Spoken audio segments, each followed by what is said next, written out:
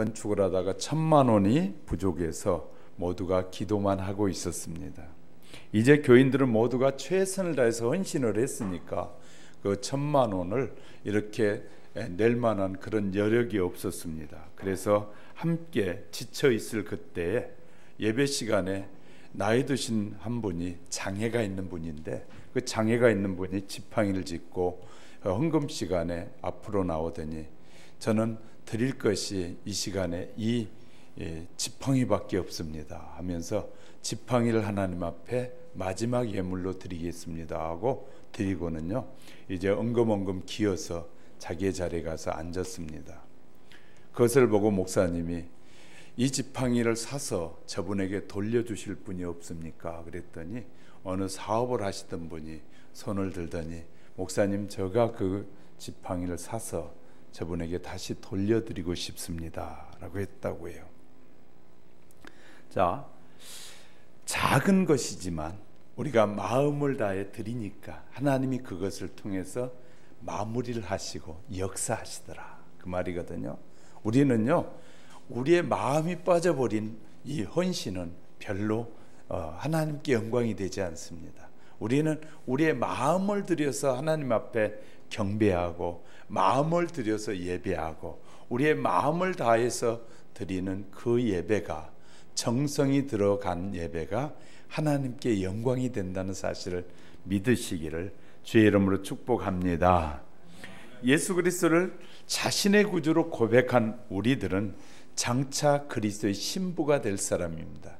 제가 지난 시간에 말씀드렸습니다. 여기에서 말하는 신부는 여자만을 말하는 것이 아니고 남자도 신부가 된다. 그리스도의 신부가 된다고 말씀드렸어요. 특별히 잠언에서 느무엘 왕을 통해서 그 어머니가 참된 신부의 조건을 이스라엘의 알파벳 숫자에 따라서 이렇게 우리에게 알려주고 있는데 히브리 문자는 22개의 문자로 되어 있습니다. 22개의 문자로 되어 있는 그 히브리 문자 첫 번째 첫 자의 알파벳 순서에 의해서 이 22가지 현수간 여인의 조건을 말하므로 이스라엘 백성들에게 기억하기도 좋고 잊어버리지 않게 하려고 이렇게 말씀하고 있다. 우리는 이 22가지의 조건들을 통해서 이 현수간 신부가 어떻게 되어 가는지, 어떻게 현수간 신부가 그리스도의 신부가 되는지를 함께 나눌 때 저와 여러분에게 하나님께서 더 큰 은혜를 허락해 주시기를 주님의 이름으로 축복합니다. 현수간 여인은 영향력이라는 것은 가정을 떠나서 직장과 사회 모든 영역에까지 뭐 한다고요? 힘을 나타내게 된다. 지난번까지 7가지 조건을 말씀드렸습니다. 오늘 8번째 조건은요 17절에 잘 보셔요. 힘 있는 허리를 묶으며 자기의 팔을 강하게 하며 라고 말씀하고 있습니다. 그리스도의 신부가 될 여인들은 힘있게 허리를 묶어야 한다는 것입니다.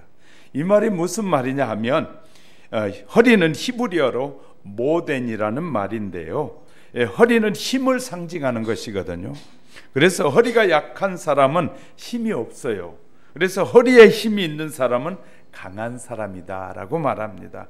그래서 허리를 힘있게 묶으라 그 말이거든요. 묶는다는 말은 히브리어로 하가스라고 하는데 몇 가지 의미를 가지고 있어요.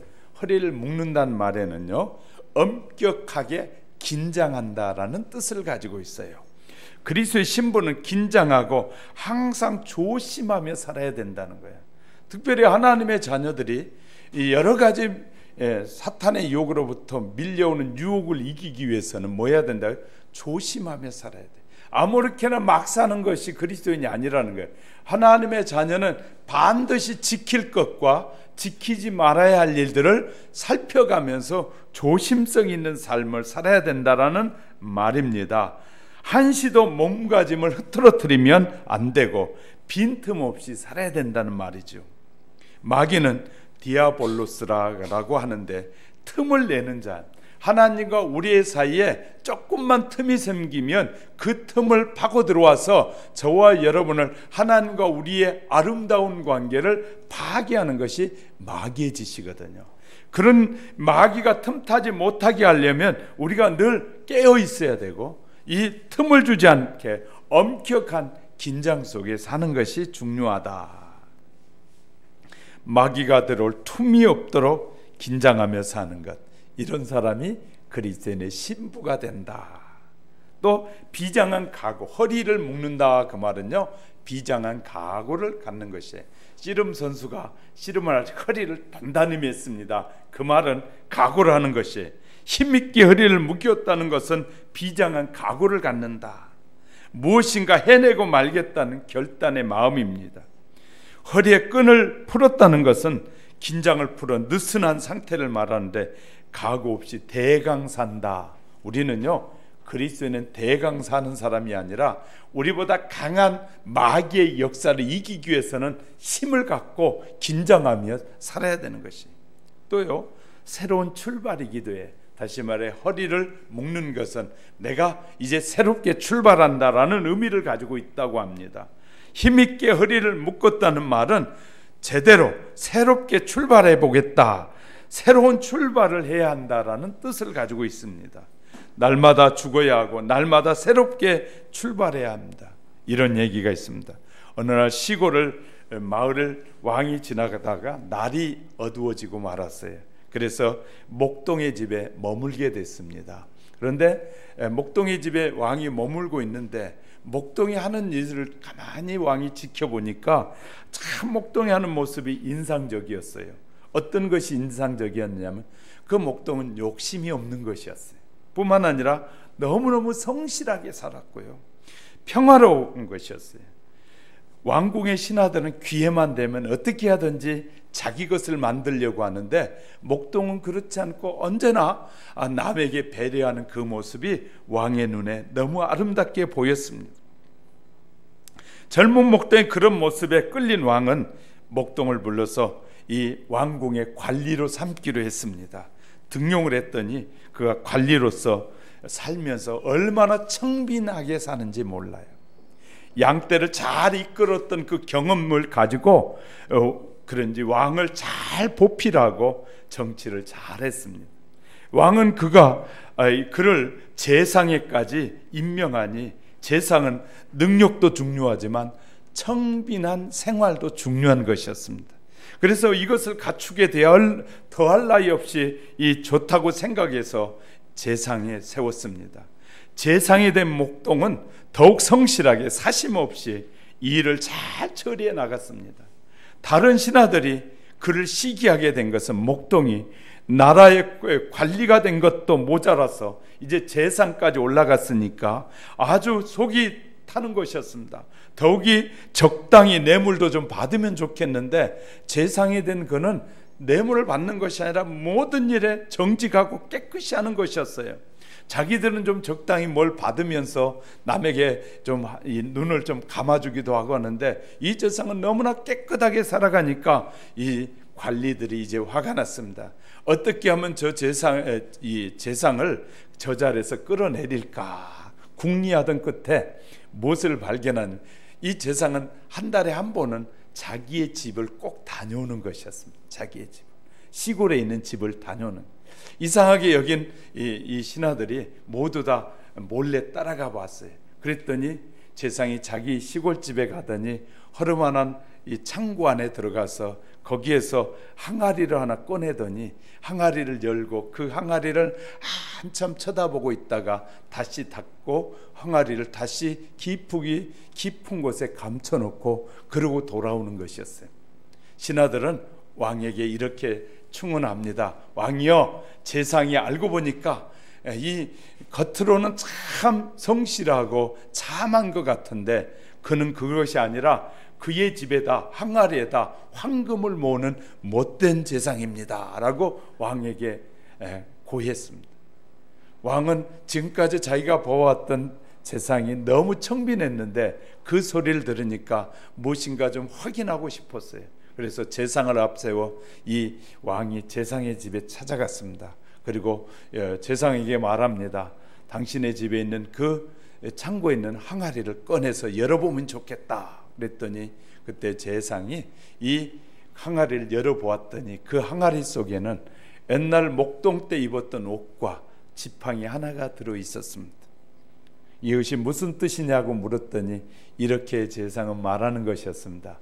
네, 저가 관리가 돼서 또 제상이 돼서 있다 보니까 내가 부패해지기 쉬운 것 같아서 늘 한 달에 한 번씩 와서 내가 양을 칠 때 입었던 옷과 작대기를 보면서 내 자신이 깨끗하고 정직하게 살아야 되겠다라고 내 마음을 새롭게 한답니다 라는 얘기를 듣고 왕이 감탄하면서 그러면 그렇지 하고 그가 즐거워했다는 것입니다. 허리를 힘있게 묶는다는 것은 긴장이요, 각오요, 새로운 출발을 말하는 것입니다.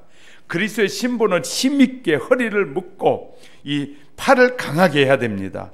팔도 힘의 상징이고 강하게 한다는 말은 히브리어의 제로아라고 하는데요, 이 말은 군사적인 용어인데 강한 군대를 만든다는 의미로 그리스도의 신부는 영적 전쟁을 하는 군사이기에 강해야 되고 그리스도의 신부가 강해야 신부가 될 수 있다라는 말씀을 우리에게 해주고 계시는 겁니다. 9번째 조건으로 18절을 보면 자기의 장사가 잘 되는 줄을 깨닫고 밤의 등불을 끄지 아니하며, 그리스도의 신부가 될 여인은 장사를 잘해야 하고 밤에 등불을 끄지 말아야 한다라고 말씀해 주고 있습니다. 무슨 의미의 말인가 하면 장사라는 말은 히브리어로 사오라호라는 말인데요, 그렇게 기록되어 있는데 이 말은 장사에 얻는 이익을 뜻한다라고 합니다. 이익을 많이 내서 잘 되는 줄 깨달으면 밤에 등불을 끄지 않는다는 것이죠. 16절에서 말씀드렸어요. 이미 공부한 것처럼 밭을 보고 사며 이 자기의 손으로 번 것을 가지고 포도원을 일구며, 지혜롭게 밭을 사고 포도원을 관리하여 팔았더니 많은 이득을 남게 됐다는 것이에요. 이 일이 잘 되어서 할 일이 많으니 밤에도 등불을 끌 수가 없다라는 것입니다. 부지런하게 일하는 이 여자는 그리스도의 신부가 될 수 있는 조건을 갖춘다는 것이지, 밤에 불을 끄지 않는다는 말은 가문이 번성하고 있다는 의미이기도 합니다. 가문이 잘 되게 하는 여인이 그리스도의 신부가 될 수 있다는 것입니다. 사랑하는 성도 여러분, 오늘날 많은 여성들은 남자보다는 자기가 잘 되고 싶어하는 모습을 너무 많이 드러냅니다. 자기가 잘 돼서 세상을 바꿀 수 있다고 생각하는 사람들이 너무나 많습니다. 그러나 여자도 타락하면 남자 못지않게 더 추한 모습으로 타락한다는 사실을 우리는 세상의 지도자들, 여성 지도자들에게서 보게 됩니다. 남자는 타락하면 더하고 여자는 덜한다라는 생각은 그건 어리석은 생각입니다. 왜냐하면 이렇게 말합니다. 여자들이 하면 섬세하게 하고 더 정치를 잘할 수 있고 타락하지 않는다. 그렇지 않습니다. 모든 사람은 타락의 조건을 다 가지고 있습니다.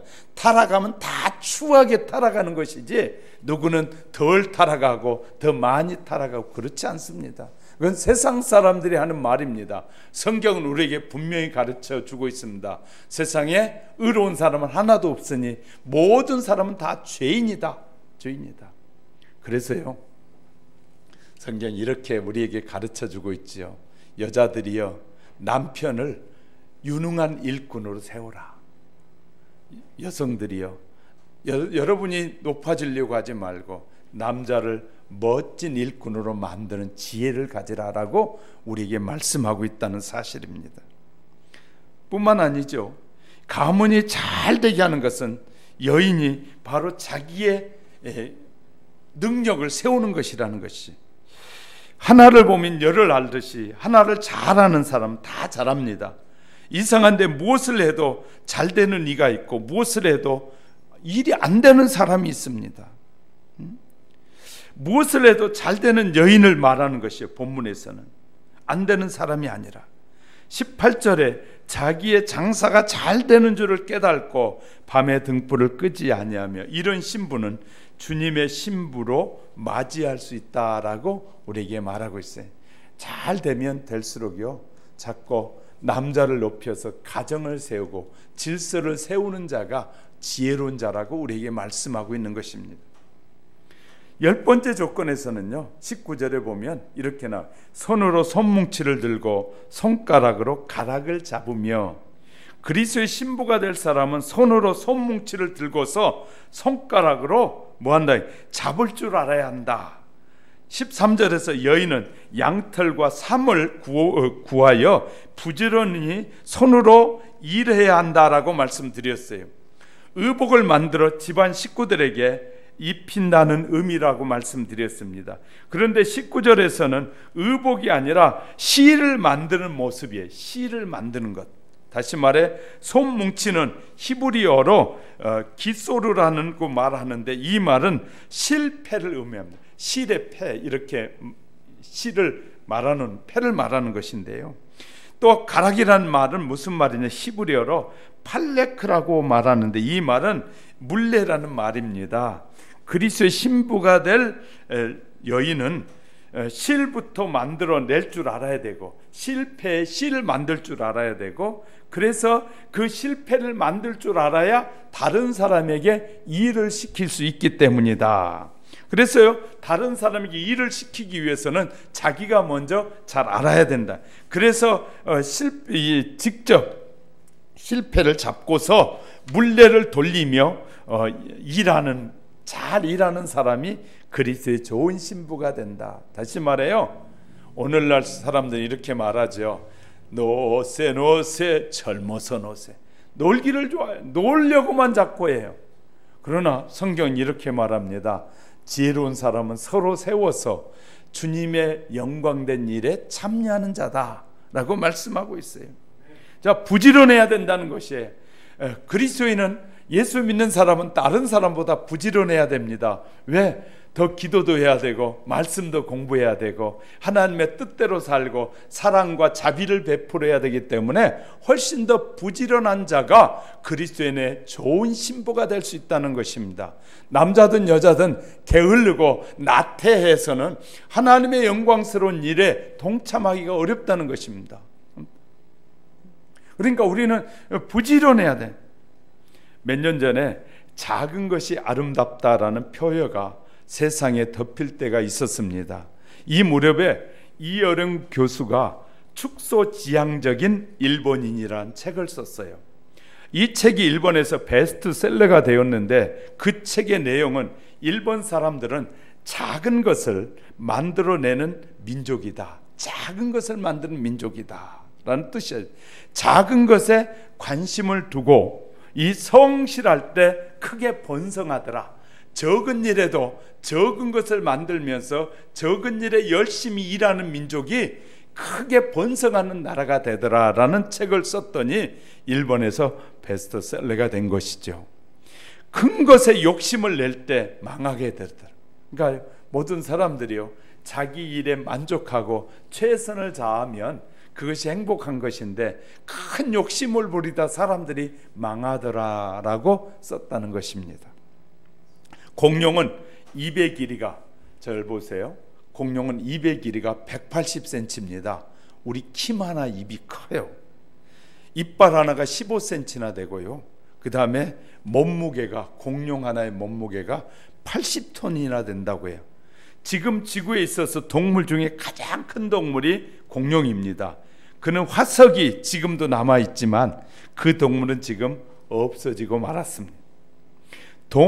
공룡 연구하는 리처드 오웬은 공룡은 사람과 같이 6일째 되는 날 창조된 것이다 라고 말합니다. 성경에 공룡에 대한 기사가 나타나고 있다고 주장하는데, 욥기 40장 15절에서 24절이다. 공룡에 대한 기록이라고 주장하면서, 이제 소같이 풀을 먹는 하마를 볼지어다. 내가 너를 지은 것 같이 그것을 지었느니라. 이것이 바로 6일째 사람과 공룡이 같이 창조되었다고 주장하는 구절인데요, 16절부터 19절의 말씀을 보면 그것의 힘은 허리에 있고 그 뚝심은 배의 힘줄에 있고 그 꼬리치는 것은 백양목이 흔드는 것 같고 그 넓적 억다리 힘줄은 서로 얽혀 있으며 그 뼈는 녹관 같고 그 뼈대는 쇠 막대기 같으니 이것은 하나님의 창조물 중 으뜸이라. 그러나 이렇게 커다란 공룡은 단지 화석으로만 지금 남아있을 뿐입니다. 작은 것을 할 줄 아는 사람이, 작은 것을 소중하게 여기는 여인이 그리스도인의 신부가 될 수 있다라고 말씀하고 있습니다. 바울은 본래 이 바울의 이름은 사울이었죠. 바울이라는 말은 작다라는 뜻이고 사울은 큰 자라는 뜻이에요.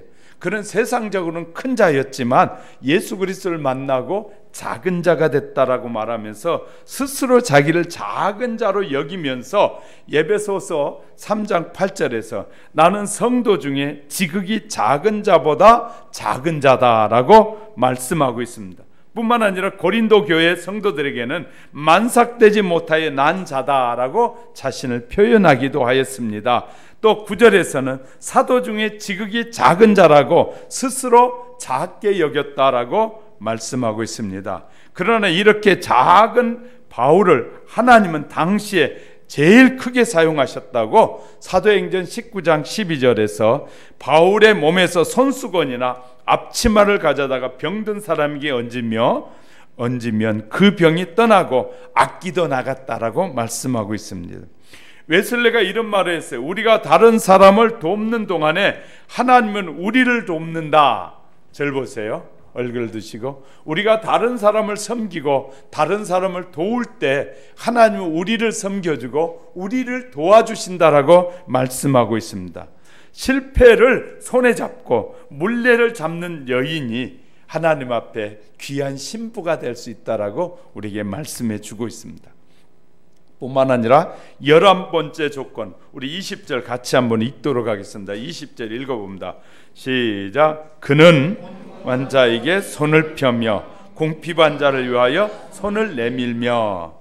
지금까지 이 여인은 자신의 손으로 자기의 집안 식구들을 위해서 실을 만들고 그 실로 이 옷을 만들어 입혔습니다. 그러나 이제 그 손을 다른 곳에 사용되고 있습니다.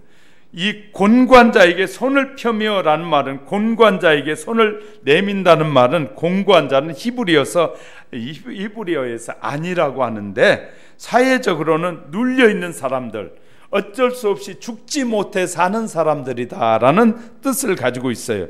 그리고 궁핍한 자는 히브리어에서 에부온이라고 하는데 이는 보호를 필요로 한 사람들, 자 연약하고 보호를 필요해 준 사람들에게 뭐 한다고요? 손을 편다. 그를 섬긴다는 것이에요. 법적으로는 보호받을 길이 없는 사람들에게, 사회적 최빈민층에게, 누구도 돌보아주지 않는 그 사람들에게, 이런 사람들 돌보며 손을 내미는 여인은 주님을 신부로 맞이할 수 있다. 완전히 그늘진 곳에 사는 사람들을 돌보며 그들에게 도와주는 사람. 그래서 우리 교회가 아동센터를 잘하는 것이죠. 왜냐하면 연약한 자들 돕는 일이고 또 편부의 이 자녀들 돕는 일이기 때문에 우리 저와 여러분 귀한 일을 하신 것입니다. 저가 하는 것이 아니라 우리 모두가 하는 일입니다. 할렐루야. 우리 모두가 함께 협력하여 남을 섬기는 일 중에 하나가 바로 그 일이기도 하는 것입니다. 자, 이렇게요 남을 돕는 일을 하나님은 기뻐하신다라고 말씀하고 있습니다. 또 12번째 조건은 21절에 우리 같이 읽어보겠습니다. 21절 시작. 자기 집 사람들은 다 홍색 옷을 입었으므로 눈이 와도 그의 자기 집을 위하여 염려하지 아니하며. 그리스도의 신부가 될 여인은 미래를 대비하는 눈을 가졌다. 미래를 준비한다라는 의미입니다. 이스라엘은 눈이 온다는 것은 혹한이 찾아왔다는 말이기도 하거든요. 이 눈이 거의 내리지 않지만 한번 눈이 오면 대단히 추워진다는 것이죠. 그런데 홍색 옷을 집안 사람들에게 입혔기에 눈이 와도 염려할 것이 없다는 말입니다. 추위를 대비해서 옷을 만들어 놓았다가 입혔기 때문에 홍색 옷의 의미는 히브리어로 사님이라는 말인데 성경에 42번이나 등장합니다. 홍색 옷은 화려한 옷을 말하고 두 겹으로 된 옷이라고 말합니다. 화려하고 좋은 옷을 만들어 입혔으니 눈이 오고 추위가 닥쳐도 이 대비해 놓았으니 염려할 것이 전혀 없다는 말입니다. 미래를 대비하는 여인이 그리스도인의 신부가 될 수 있다.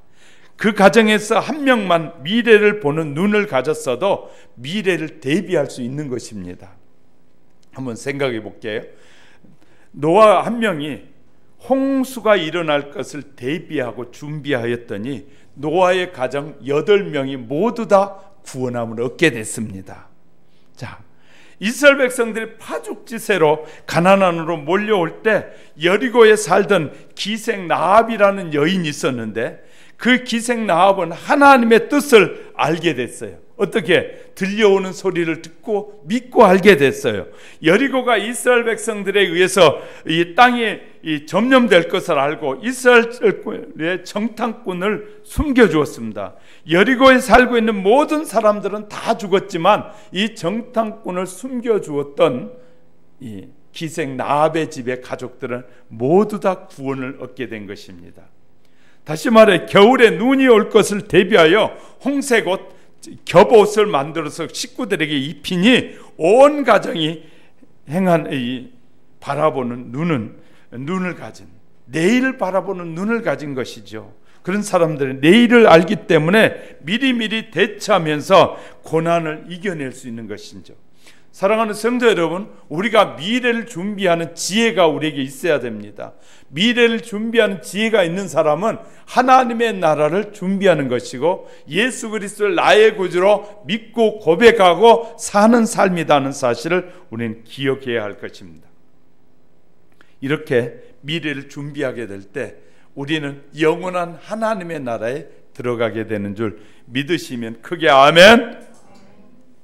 중국의 스촨성에 지진이 일어나기 전에 수십만 마리의 두꺼비들이 그 지역에 탈출했어요.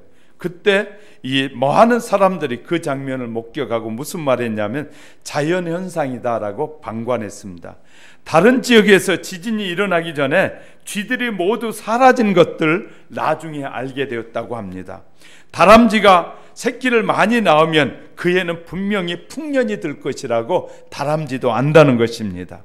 동물들도 내일을 보는 눈이 있다는 것이죠. 아침에 까치가 울면 반가운 손님이 온다는 속담이 있는 것처럼 사람들은 몰라도 까치는 손님이 올 것을 안다는 말이지요. 뿐만 아니죠. 제비가 낮게 날면, 제비가 높이 날지 않고 낮게 날면 비가 올 줄 안다는 것입니다. 미래를 읽을 줄 알고 내일을 바라보는 눈을 가진 사람은 내일을 대비할 수 있습니다. 미래를 읽는 이 힘이 바로 필요한 것이에요. 예수 그리스도를 믿는 저와 여러분은 미래를 보는 영적인 눈이 열려야 돼요. 할렐루야. 그래서 미래를 준비하는 지혜가 저와 여러분에 있어지기를 주의 이름으로 축복합니다. 왜냐하면 주님이 오실 날을 대비하는 지혜로운 신부가 필요하다는 것입니다. 그런 사람이 그리스도의 신부가 될 수 있다는 것입니다. 신랑 되신 예수님을 맞이할 준비하는 신부가 참 신부라고 우리에게 말씀해 주고 있는 것입니다. 13번째 보겠습니다. 22절 우리 힘차게 함께 읽습니다. 시작. 그는 자기를 위하여 아름다운 이불을 지으며 세마포와 자색 옷을 입으며 자기 관리를 최고로 잘하는 여인이 그리스도의 신부가 될 수 있다라는 의미입니다. 밤에는 자기를 위하여 최고의 아름다운 이불을 만들어 덮는다는 것입니다. 낮에는 세마포 옷에 자색 옷을 입고 밤에는 아름다운 이불을 만들어서 자기를 덮는다는 것입니다. 우리는 하루의 시작은 해가 뜨면서부터 해가 질 때까지를 대부분 하루라고 말합니다. 그러나 우리의 생각과 이스라엘 사람들의 생각은 좀 다릅니다. 이스라엘 사람들은 해가 져서 다시 해가 뜰 때까지를 하루라고 말합니다. 그래서 우리와 좀 다르기 때문에 본문의 성경에서도 뭐라고 말하냐면 밤이 먼저 저녁이 되고 아침이 되니 바로 하루였더라. 창세기에 보면 저녁이 되고 아침이 되니 하루였더라 라고 쓰고 있어요. 우리는 아침이 되고 저녁이 되니 하루가 되는데 이스라엘 사람들은 저녁이 되고 아침이 되니 하루가 된다는 말입니다. 이런 차이가 있다는 사실을 기억하면서 이불부터 나오는 것이 옷이 나오고 옷이 등장하죠. 자기를 위하여, 이 말은 눈여겨보아야 하는데 자기를 위하여 눈여겨보, 자기 관리 철저히 해야 된다는 거예요. 밤에도 낮에도 자기 관리를 귀하게 여겨야 된다는 거예요. 밤이라고 아무렇게나 살고 낮이라고 조심하고 그래서는 안 된다. 그리스도인은 낮이나 밤이나 변함없이 자기 관리를 철저하게 잘해야 됩니다. 할렐루야. 누가 보지 않아도 아름다운 이불을 덮고 누운 여인의 모습을 상상해 보셔요. 그리고 낮에는 세마포 옷을 입고 자색 옷을 입습니다. 옷이 날개라고 하잖아요. 세마포 옷은 성막이나 성전에서 제사장들이 입는 고귀한 옷이에요. 그래서 자색 옷은 약간 붉은색을 띠고 있는 옷인데 아주 비싼 옷으로 알려진 옷이에요. 열심히 일해서 아름다운 옷을 입고 다른 사람들이 저 사람 참 아름답다, 멋있다 라고 말할 때 나를 이렇게 아름답게 하셨고 멋지게 하신 분은 하나님이십니다. 하나님의 은혜 주셨습니다. 하나님의 은혜라고 고백해야 되는 거예요. 할렐루야. 이것이 그리스도의 신부가 되는 길입니다. 자, 절 보세요. 우리는요, 누가 아름답다 그러면 내가 잘나서 이쁘게 나서 내가 이쁘게 이 포장을 잘해서 화장을 잘해서 이쁜 걸로 착각하지 마시고 나를 아름답게 하신 분은 하나님이십니다 라고 하나님을 드러내라는 거예요. 할렐루야. 이것이 중요해요. 믿음으로 살아가는 모든 하나님의 자녀들은 언제나 변함없이 물질 관리를 잘해야 되고요, 인격 관리를 잘해야 되고 또 신앙 관리를 철저하게 잘하는 것이 중요해요. 우리 자신을 관리하지 못하면 언제든지 무너질 수 있습니다. 오늘날 주식에 한번 투자해봐. 주식을 투자하면 3배, 10배, 때로는 50배, 100배를 얻을 수 있어 하는 그 유혹에다 주식에 대해서 주자도 모르는 사람이 투자하면 자기가 가지고 지금까지 10년, 20년, 30년 벌었던 그 모든 것을 한 번에 다 잃어버립니다. 공무원들을 했던 사람들이 나왔어요. 퇴직금을 받아가지고 무엇에 사업을 해서 좀 이득을 많이 남겨서 남은 생활은 좀 편하게 잘 살아봐야 할 텐데 라고 끼웃거리다가 사람들의 유혹을 받습니다. 이거 한번 해보시죠. 이 치킨집 하면 돈을 엄청나게 벌 수 있습니다. 그래가지고 치킨집에 투자 1억씩 2억씩 투자했다가요, 치킨집이 안 된다 해서 문을 닫으면 1, 2년 만에 2억, 1억, 2억씩 다 날려버립니다. 그렇게 하면 이제 다 날려버리고 나니까 이제 돈이 없으니까 그때부터는 거지 같은 삶을 살게 되는 것이. 그래서 자기 관리가 너무너무 중요합니다. 우리는 날마다 하나님께서 주신 것 많이 주면 최선을 다해 많이 감사하고 적게 주는 건 또 적게 최선을 다해서 감사하면서 날마다 감사하며 살면서 하나님을 잘 섬기는 것이, 예수님을 잘 믿는 것이, 신앙생활을 바르게 하는 것이 저와 여러분의 자기 관리를 잘하는 것임을 믿으시면 아멘. 14번째 조건은요, 23절입니다. 우리 함께 말씀 읽도록 하겠습니다. 시작. 그의 남편은 그 땅의 장로들과 함께 성문에 앉으며 사람들의 인정을 받으며. 남편을 성공시킬 수 있는 여인은 그리스도인의 신부가 될 수 있다는 것이에요. 여자는 돕는 배필이라 남편이 잘 되도록 돕는 배필이 되어야 합니다. 자기 남편을 성문의 장로들과 같이 앉게 한다는 말이에요. 장로라는 말은 히브리어에서 자켓이라고 말하는데 이 말은 지도자라는 의미입니다. 성문에 앉았다는 의미는 이를 말해주고 있는데, 당시 이스라엘 백성들은 이 적군을 막기 위해서 성벽을 쌓고 성 안에 앉아 있습니다. 성문은 사람들이 드나들지만 그 성문에서 뭘 하게 되냐면 사람들에게 소식을 전하기도 하고 일어난 일을 말하기도 하고 또 공개 처형을 하기도 하고 특별 성명을 발표하기도 하고 재판을 하기도 합니다. 또한 성문 앞에서 음악회를 하기도 하고 또한 연설하기도 합니다. 그래서 성문의 삶은 바로 중요한 공간인데, 성문 앞에서 앉았다는 말은 지도자가 되었다는 것인데, 남편을 성문에 앉게 하는 장로로 만들었다는 것이죠. 사람들의 인정을 받게 했다는 거예요. 여성들이요, 남자를 이 인정받는 사람으로 세우는 것이 여러분에게 있어서 소중한 사명 중에 하나입니다. 할렐루야. 그러니 돕는 배필이라는 말은 내가 도와야 될 그 사람을 높여 세워서 그가 존중이 여김을 받게 하는 것이 내가 해야 될 사명이라는 거예요. 할렐루야.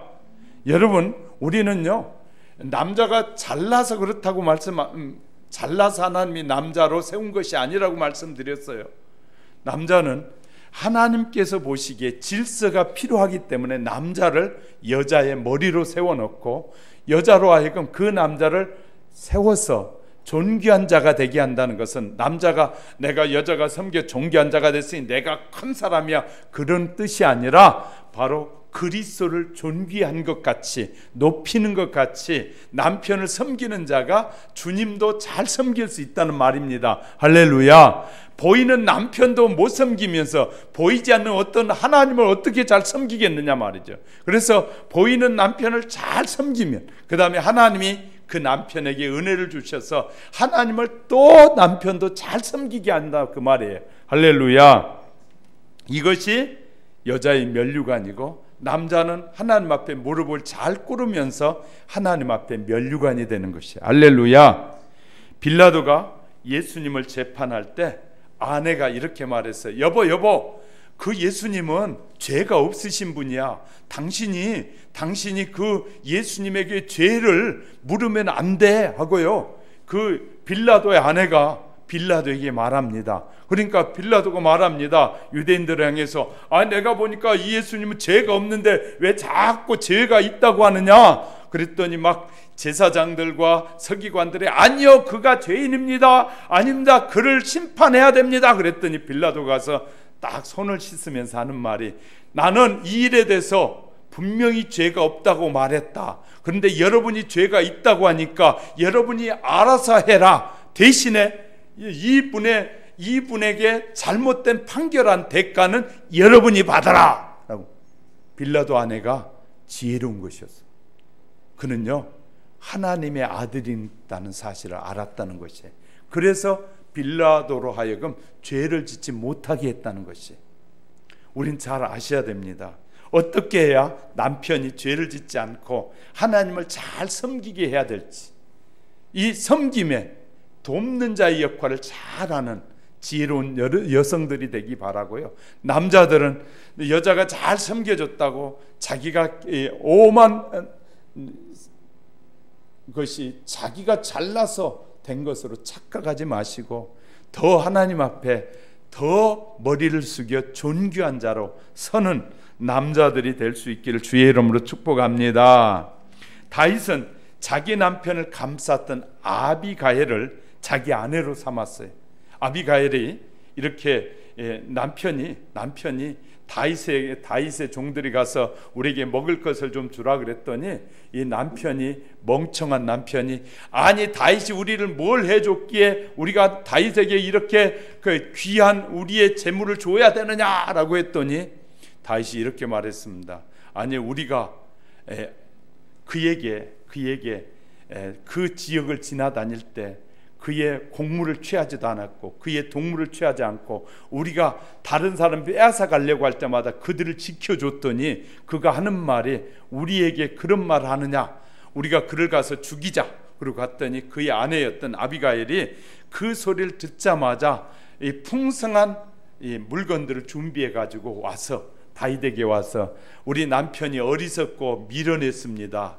우리 남편의 잘못을 용서해 주십시오. 우리 남편은 미련해서 그러니까 용서해 주십시오 하고 아비가일의 머리를 숙였어요. 그리고 가지고 왔던 많은 재물을 다윗에게 드렸더니 다윗이 그때 말합니다.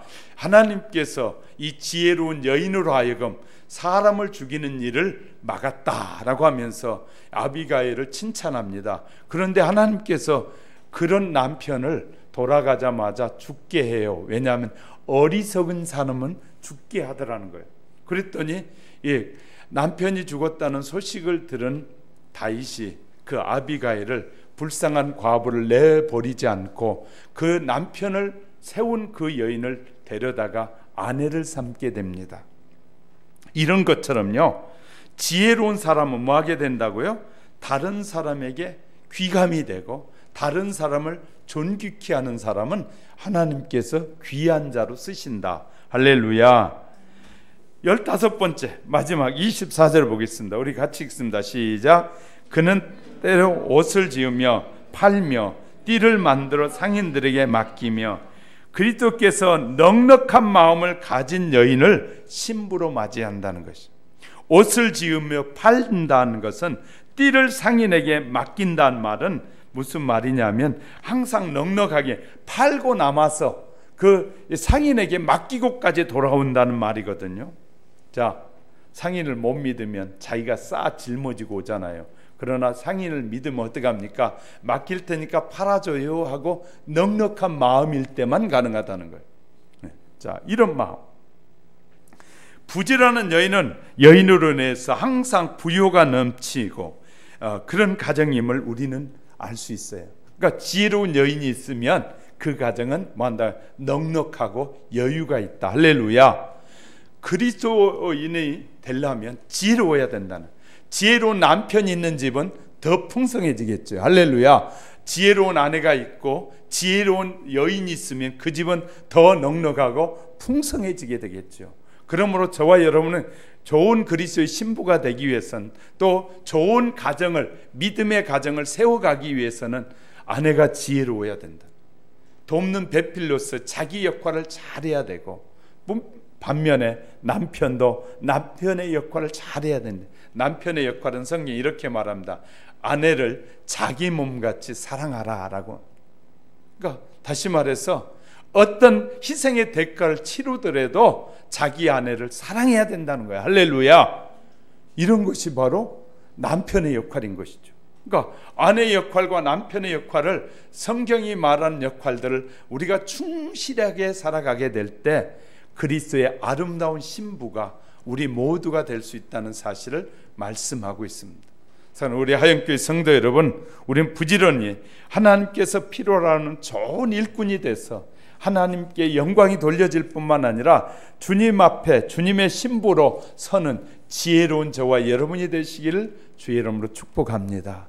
2016년 오늘 말씀을 듣는 저와 여러분에게 하나님께서 더 지혜롭고 복된 마음을 주시고, 내가 해야 될 역할이 무엇인지, 나는 섬기는 자로서 역할이 무엇인지, 돕는 자의 역할이 무엇인지를 잘 알고 주의 말씀에 순종하는, 순종이 제사보다 낫다는 말씀을 기억하면서 먼저 순종하는 지혜로운 우리 하영교회 성도 여러분이 다 되시기를 주님의 이름으로 축복합니다. 기도하겠습니다.